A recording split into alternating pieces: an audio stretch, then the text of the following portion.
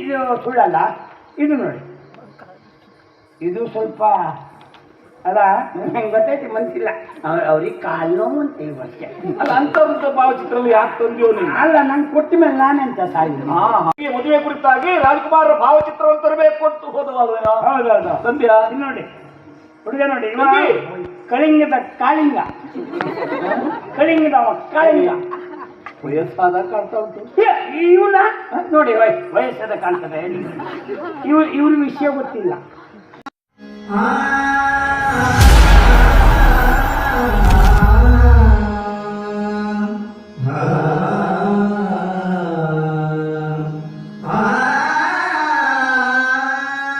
ಮದುವೆ ಕುರಿತಾಗಿ ರಾಜ್ಕುಮಾರ್ ಭಾವಚಿತ್ರವನ್ನು ತರಬೇಕು ಅಂತ ಹೋದವಲ್ವೇನೋ? ಹೌದೌದು ತಂದ್ಯಾ? ಇದು ನೋಡಿ ಹುಡುಗ ನೋಡಿ, ಕಳಿಂಗದ ಕಾಳಿಂಗ, ಕಳಿಂಗದ ಕಾಳಿಂಗ. ವಯಸ್ಸಾದ ಕಾಣ್ತಾ ಉಂಟು. ಇವನ ನೋಡಿ ವಯಸ್ಸಾದ ಕಾಣ್ತದೆ. ಇವ್ರ ವಿಷಯ ಗೊತ್ತಿಲ್ಲ. ಅವ್ರ ವಿಶೇಷ ಅಂದ್ರೆ ಯಥಾರ್ಥಕ ಎದುರಿಂದ ನೋಡ್ಲಿಕ್ಕೆ ಹುಡುಕನೆ ಭಾವಚಿತ್ರ ತ್ಯಾಗಿದ್ರೆ ಸಾಕು, ಹೀಗೆ ಬರೋದು. ಮತ್ತೆ ಇವತ್ತಿಗೂ ಹೆಣ್ಮಕ್ಳು ಕಂಡ್ರಂತೂ ಹುಡುಕನೆ. ಅದ್ರ ಮಟ್ಟಿಗೆ ಅನ್ಮನೆ ಎಲ್ಲಿ ಬೇಕಿದ್ರು ಹೇಳ್ತೇನೆ ಧೈರ್ಯದಲ್ಲಿ. ನೋಡಿ ಹಾಗೆ ಇದೆಯಲ್ಲ, ಇದು ಸುಳ್ಳಲ್ಲ.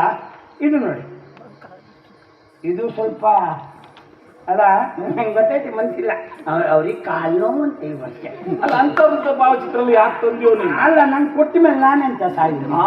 ನಾವು ಕೊನೆಗೆ ನಾವು ಅಧಿಕ ಪ್ರಸಂಗ ಮಾಡಿದೆ. ಯಾರಿಗೆ ಯಾವ್ದು ಇಷ್ಟ ಆಗ್ತದೆ ಅಂತ ಹೇಳಿಕ್ ಆಗುದಿಲ್ಲ. ಇಲ್ಲ, ನಂಗೆ ಹುಳಿ ಹೆಚ್ಚಬೇಕು, ಮತ್ತೊಬ್ರಿಗೆ ಖಾರ, ಮತ್ತೊಬ್ರಿಗೆ ಉಪ್ಪು. ಎಂತ ಅದಂತ ನೋಡಿ ಇವರು ಅಲ್ಲ ಇವರು ಎಂತದಪ್ಪ ನಂಗೆ ಒಂದು ಮದುವೆ ಇರಲಿ. ನೋಡಿ ಹುಡುಗ ಅಂದ್ರೆ ಹುಡುಗ ಮಾತ್ರ ದೇಶ. ಇದು ಬೇಡವಾ? ಮತ್ತೆಂತ ಮಾಡೋದು? ಯಾವುದು ಬೇಡದದ್ದು ಹೆಚ್ಚಾಯ್ತು ಅಂತ. ಅಲ್ಲಿಗೆ ನಮಗೆ ಬೇಕು ಬೇಡ ಅನ್ನೋದಕ್ಕಿಂತ ಹೆಚ್ಚಿನದಾಗಿ ನನ್ನ ತಂಗಿ ಆಯ್ಕೆ ಮಾಡಿಕೊಳ್ಬೇಕು. ಇದು ಗೊತ್ತಿದ್ದವ್ರೆ ನೋಡಿ. ಯಾರು ಇಲ್ಲ. ಅಲ್ಲ ನೋಡಿ, ನಾನೆಂತ ಹೇಳೋದಿಲ್ಲ. ಈಗ ಇರುವುದು ಕೊನೆ ಮದ್ದು ಅಂದ್ರೆ ಇದು ಒಂದೇ. ನೀವು ಇದು ಬಿಟ್ಟರೆ ಒಂದೇ, ಮತ್ತೆ ಇನ್ನು ಯಾರ್ದು ಅಂತ ಹುಡುಕ್ಬೇಕು. ಅಲ್ಲ ಎಂತ ಅಂದ್ರು ಹೆಣ್ಣಾದವಳಿಗೆ ನಾಚಿಕೆ ಸಹಜ. ಹೌದಪ್ಪ.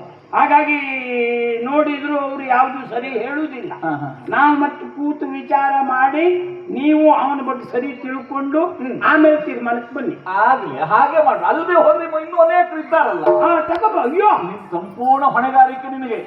ಇವತ್ತು ಅದೊಂದು ಶಬ್ದ ನಂಗೆ ಅದು, ಮತ್ತೆ ಯಾರಿಗೂ ಅಲ್ಲ. ಕೊನೆಗೆ ನೀವು ಹಾಗೆ ಹೇಳ್ಬಿಡ್ತೀರಿ. ಕೊನೆಗೆ ಹೇಳುವುದಲ್ಲ, ಯಾವತ್ತೂ ನಿನಗೆ ಹೇಳೋದ. ಇದು ಯಾವುದು ಆಗ್ಲಿಕ್ಕಿಲ್ಲ. ಇನ್ನು ಉಳಿದು ರಾಜಕುಮಾರ ಭಾವಚಿತ್ರ ತರಬೇಕು. ಈಗ ತರಿಸ್ತೆ. ಆ ಕಡೆ ಈ ಕಡೆ ನೋಡುವಂತ ಅಗತ್ಯವೇ ಇಲ್ಲ. ಕಾರಣ ಅಕ್ಷರಗಳಲ್ಲಿ ಕೇಳಿದಾಗ ಯಾರ ಭಾವಚಿತ್ರವನ್ನು ನೋಡಿದ್ರು ಆಕೆ ಒಪ್ತಾ ಇಲ್ಲ. ಹೌದು. ಹಾಗಂತ ನಾ ಸೂಚನೆಯನ್ನು ಕೊಡ್ಬೋದ ನಿನಗೊಂದು? ಗೊತ್ತಿದ್ರು ಕೊಡ್ಬೋದು ಪುಣ್ಯಾತ್ಮ. ಇದು ವೈಯಕ್ತಿಕ ವಿಷಯವೇ ಅಲ್ಲ. ಯಾರು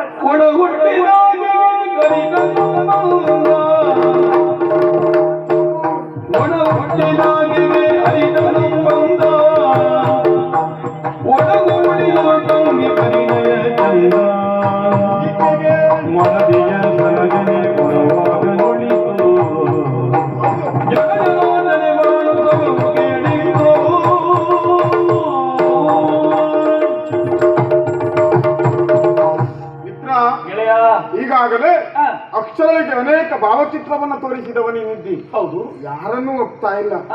ಆದರೆ ಅಂಗೈಯಲ್ಲಿ ಬೆಣ್ಣೆಯನ್ನು ಇಟ್ಟುಕೊಂಡು ಊರೆಲ್ಲ ಹುಡುಕಿದರೆ ಏನ್ ಹೇಳ್ತಾರೆ? ಯಾವ್ದನ್ನು? ತುಪ್ಪಕ್ಕಾಗಿ ಅಲ್ವಾ? ಮೂರ್ಖ ಎನ್ನುವಾಗ ಹೇಳ್ತಾರೆ. ಈಗ ಯಾಕೆ ಈ ಮಾತು ಗೊತ್ತಾಗಲಿಲ್ಲ? ಕಾರಣ ಉಂಟಪ್ಪ. ಈಗಾಗಲೇ ನೀನು ಆ ಕಡೆ ಈ ಕಡೆ ಹುಡುಕುವುದು ಯಾಕೆ? ನಿಮ್ಮಲ್ಲೇ ಇದ್ದಾರಲ್ಲ ಸಂಬಂಧಿಕರು. ಹೌದು. ದೊಡ್ಡದುಂಟು ಬಾಳು ಉಂಟು. ಯಾರು ಉಂಟು? ಯಾರು ಕುರಿತಾಗಿ ಹೇಳ್ತಾ ಇದ್ದೆ ನೀನು? ಯಾರ್ಯಾರು ಅಲ್ಲ, ಇದ್ದಾಳಲ್ಲ ನಿನ್ನ ಮಡದಿ ಆಗಿರುವಂತ ದಾಕ್ಷಾಯಿಣಿ. ಹೌದು. ಅವಳ ತಮ್ಮನಿದ್ದಾನಲ್ಲ ನಂಜುಂಡ. ಹೌದು. ಯಾರುಂದೆ? ನಂಜುಂಡ. ಓಹೋ.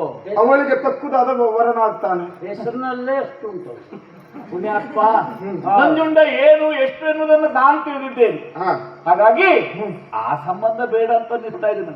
ಒಂದೊಂದು ಸಂದರ್ಭಕ್ಕೆ ದುರಕ್ಕೆ ಬಂದವ ಎನ್ನುವ ಹಾಗೆ ಭಯಭೀತನ ಆಗ್ತಾ ಇದ್ದೇನೆ. ಕಣ್ಣಾರೆ ಕಂಡಿ ಅಲ್ಲ ನೀನು. ಅಲ್ಲ ಬಂದು ಬಗ್ಗೆ ಬೇಸರಲ್ಲ, ಬಂದು ಕೊನೆ ಹೋಗ್ಬೇಕಿದ್ರೆ ತಕೊಂಡು ಹೋದವರೇ ಬಿಟ್ಟರೆ ಕೊಟ್ಟು ಹೋದವರು ಹಾಗೆ. ಆ ಬಗೆಗಾಗಿ ನೀ ಚಿಂತೆ ಮಾಡುವಂತ ಅಗತ್ಯ ಇಲ್ಲ. ಯಾಕೆ ಈಗಾಗಲೇ ಆತ ನಮ್ಮ ಸಂಬಂಧಿ ಇದ್ದಾನೆ ಅಲ್ವಾ? ಸಂಬಂಧಿಯಾದವ ಯಾವತ್ತೂ ದುಷ್ಟ ಕಾರ್ಯವನ್ನ ಮಾಡಲಾರ. ಹಾಗಾಗಿ ಇವತ್ತು ಆಕೆಯನ್ನ ಅವನಿಗೆ ಕೊಟ್ಟೆಯಂತಾದ್ರೆ ಅವಳ ಬಾಳು ಎನ್ನುವುದು ಸುಗಮವಾಗಿ ಸಾಕ್ತದಲ್ಲ. ಒಂದರ್ಥದಲ್ಲಿ ನೀನು ಹೇಳಿದ್ ಸರಿ ಇದೆ. ಆಗ ಇದ್ದ ಹಾಗೆ ಈಗ ಇದ್ದಾನೆ ಅಂತ ಹೇಳಿಕ್ಕೆ ಆಗುದಿಲ್ಲ.